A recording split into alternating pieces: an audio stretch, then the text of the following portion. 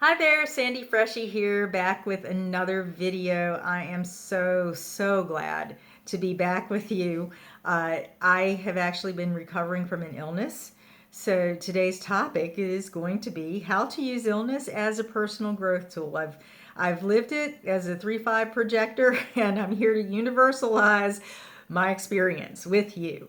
So a lot of you will probably find this video very timely because quite a few of you have actually told me that, especially since the summer solstice, you have been experiencing things like accidents, your body just not being right, literally being sick like I was. And I think you will find what I have to say very helpful in terms of working with your particular physical symptoms to get to a deeper level of your own growth and transformation. We've come through some powerful energies and we're still going through them this summer. We've had 2 eclipses, we've had the summer solstice, we're getting ready to go through another eclipse. If you've been following my series on the transits at this time, you know that there's a lot of powerful stuff that's available for us, a lot of powerful energy that's available for us to really kind of up level and move into or step into the next level of our potential, our creative potential. So before we begin, if you are new to this channel, I want to invite you to subscribe and hit that little bell to be notified of when new videos are uploaded. And if you are a returning subscriber, thank you for being here. So, how to use illness as a personal growth tool. There are 3 things that I really want to touch upon. And number 2 and number 3 are kind of the same thing, but 3 is actually a little deepening, a little deeper aspects or a little deeper experience of 2. So the 3 things are: don't blame yourself. If you come down with physical symptoms, do not blame yourself. Number 1. Number 2, work with the metaphors that your body is trying to tell you to get clues about where you need to go to get to that place of deep transformation and healing.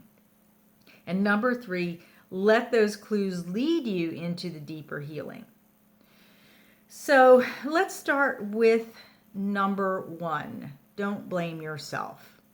If you're of like mind, which you probably are with me, you have come from this mindset, or you live your life according to the mindset of thoughts create things. And yes, our minds can throw us out of balance. Our thoughts can throw us out of balance to the point where we manifest physical symptoms. But the last thing you want to do is to get stuck in that by going down this rabbit hole, or let's use, the spiral of the toilet, being flushed down the toilet, of how in the world did I bring this on myself. That is so counterproductive to your own healing and your own ability to raise your frequency to the point where you can truly get the kind of transformation that, or the opportunity for the transformation that your physical symptoms are actually giving you. So don't get stuck in the blaming of, oh my gosh, I didn't live my life right. I didn't follow my strategy. Didn't listen to my authority. I didn't take care of myself. I didn't eat right. I got really angry at this person. Whatever that is for you, that if you're finding yourself kicking yourself for manifesting or for experiencing whatever brought on your physical maladies, let go of that right now. Just take a deep breath and let go of it, because it's not serving you. Not one bit. So let go of that so that you can actually be present with your body. Your body is trying to tell you something. Whether you've had an accident, and when I was in massage, a lot of people would come to me with injuries and things, and we would work on this level of going back and really looking at what was going through their mind at the time that they tripped over that thing, or was hit by that car, or whatever it was, to kind of get a feeling for where their energy was at the time, where their focus was at the time. Not so they could blame themselves and stay stuck in this thing of, aha, that was all my fault. Not at all. It was to learn, if it was for the purposes of learning from the experience how the body mind works, so that you can have more awareness for the next time, for when you move forward into the next steps of your life. So your body speaks to you a lot of times in metaphors. Yeah, it speaks to you in pain when you're sick, right? It speaks to you in some kind of pain or discomfort. And if you're trying to medicate that pain away, and I'm not saying don't take medication. If you need medication, a couple of weeks ago I came down with shingles, and on my face, this is the first day when I feel good enough to record a video. And I was the first one to get on the antiviral meds and to do what I needed to do to ease the discomfort and the pain that I was feeling. But I did not let that make me numb to the work that I needed to do, the inner work that I needed to do, the things that I needed to see about what my body was telling me. So it's often really confusing if you've never done this before. If you've never really looked at metaphors, or really looked at your mindset, or looked at the I thought this, or I was experienced this and that, and I was out of alignment with myself, or not aware of certain things at the time that this illness came on. If you're new to this, you're not going to necessarily see that whole connection. You're only going to see that your body hurts, or that you're having you're having itchy symptoms or whatever it is, and you want to do something about it. So don't blame yourself if you don't see the connections. There are actually tools for that, okay? And I want to recommend 2 books to you to help you start to open the door on understanding some of these clues that your body is trying to tell you. Louise Hay has a book called You Can Heal Your Life. And it's a great book because she's got all kinds of things in there, but in the back there's a whole glossary of physical symptoms and what they might be related to and what you can do about it. Now, with either of these 2 books that I'm going to recommend, I also want you to, if you're drawn to getting one of them, to realize that you are, in the end, your own authority about what your body is telling you. So this is just for you to kind of have something to work with as you do your own inner healing work. The other book that I want to recommend, I don't have Louise Hay's book. I apologize for that. It's in a box somewhere. But I did remember to pack this one in a box that I was going to unpack when I moved. And this book is called Permanent Healing by Dr. Daniel Condron. And I actually love this book, or prefer this book for myself. I just resonate with what he has to say better than Louise Hay's. Nothing against Louise Hay. It's very, very useful. But he also has like physical disorders in the back, he calls them causes, what the mental attitude disorder is. And if you read that, again, do not get caught up in the blame game. These are things that you can look at that may give you clues about what your body is trying to tell you through the physical disorder, through the symptoms that you're having. And then he gives you suggestions for healing or remedies. And they're very practical. Sometimes they don't seem to be directly related, but it's something to help you to do something that is a little bit deeper and a little bit more that will shift the energy of what you're dealing with. at a deeper level than the standard rest, take your medication, drink plenty of water, do your self care, those things that we need to do for our body. This is going to take you that next extra step. And Louise Hay has that as well. So I looked up shingles in this, and it was pretty interesting because it has to do with resistance to change. And if you've been following me, you know I've been through a lot of stress and change over the past 8 or 9 months with selling a house, packing, building a house, moving, getting settled, and then boom, the I could finally rest. Splenic me could finally go off into, the wild animal going off into the bushes to rest. I can finally go and lick my wounds, and up comes the shingles. So I didn't even know I was carrying resistance, and it didn't really resonate with me to begin with. And this is where we get to number 3 of let the clues that you're getting from whatever tools you're using lead you into that deeper healing. So I took this notion that I could be, having some resistance to change. And I also looked up, what shingles was about. And if you don't know what it's about, it's actually caused by the chickenpox virus.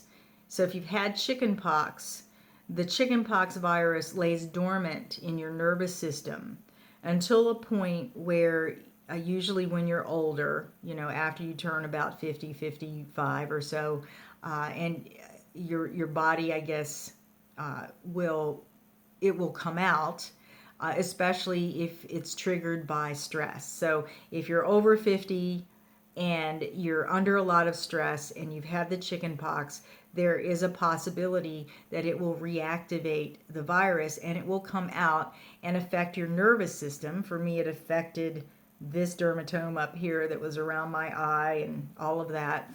And it's not fun at all, But I took that and realized that I needed to kind of go back to the beginning of how I got this illness and look at the circumstances of what was going on in my life at the time. And for me, that was 7-year-old me, not knowing that I was a projector, not knowing nobody who was caring for me knew anything about that, and being at the mercy of my caregiver's schedule and being put in babysitting with a lot of a group babysitting situation that was later in the evening when I really should have been home resting.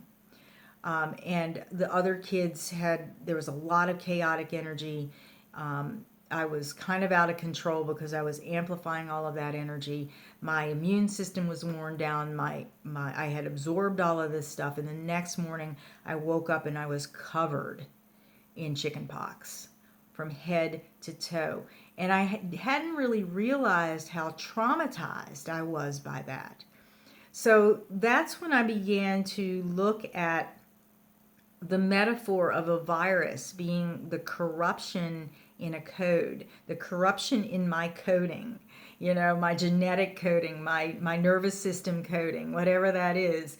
Because if you think of a virus in your computer, a virus gets in your computer and it corrupts some of the code in your computer. So that's how I was thinking of this. A virus came in, it corrupted my code, my firewall wasn't up, my computer should have been turned off, my self-computer should have been turned off at that time. So what got corrupted at that time? So I had to look at my belief systems. I had to look at, I had to kind of grieve how I was raised and forgive the people who raised me, my parents, my grandparents, my teachers, for not really getting what I was about. And I really had to look at what I took on at that time in terms of feeling like a victim, feeling like I was at the mercy of something that I had no control over. And then I had to, just sort of it's been a really emotional time for me because I've been consciously letting the emotions of that surface. and the grief of that surface, and along with that, whatever else was attached to that surface, so that I could experience it and let it go. I don't know if I'm fully on the other side of that, but I can tell you that it was a really intense process. And maybe I should add a fourth thing to this of how to use illness as a personal growth tool. If you get to that depth, be very, very gentle with yourself, because it is a process. It's not this one-time thing, and you don't have to do it all at once, and if you are just, if your physical symptoms are too much and you can only just be with the symptoms and do the basic self-care and take your medication and just stay on the surface of it, it's okay. You don't have to blame yourself for that.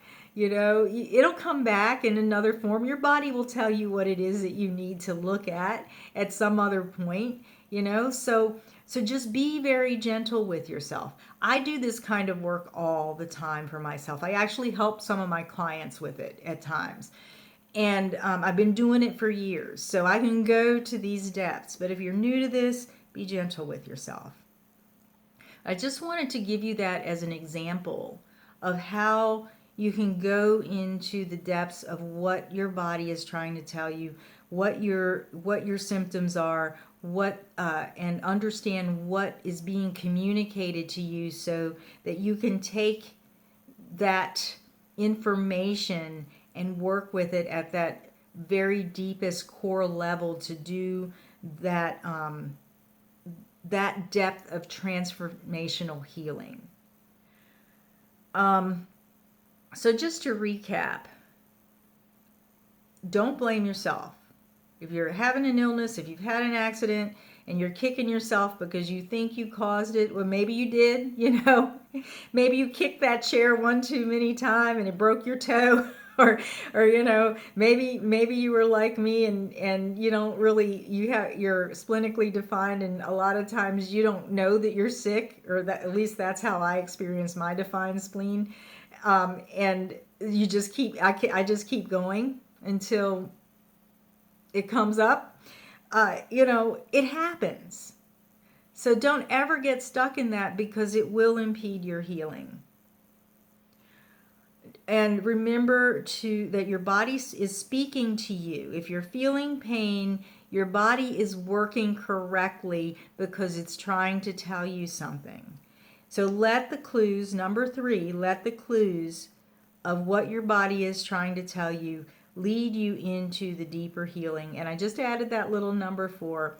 If you're really new to this and you just want to look at a book like this and just go into it a bit and just try it out, that's fine. If that's too much for you because you're just so physically overwhelmed that you can't, it's okay.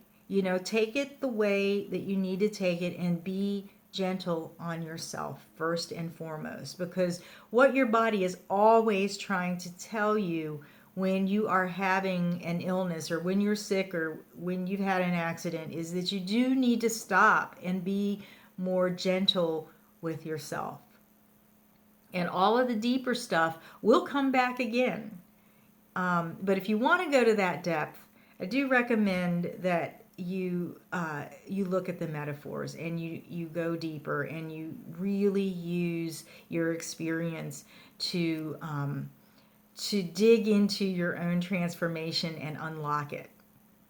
So that's it for now. I went a little long. I hope this was helpful. If you're actually going through something, I'd love to kind of know what you're going through, and if you did find this helpful, or if you have questions about how to go deeper with the metaphors of your body, we could open up a conversation with that as well. Just leave a comment in the comment box, and we will go from there. So until the next time, be well, be as vibrant as you can, and be attentive to what your body is telling you.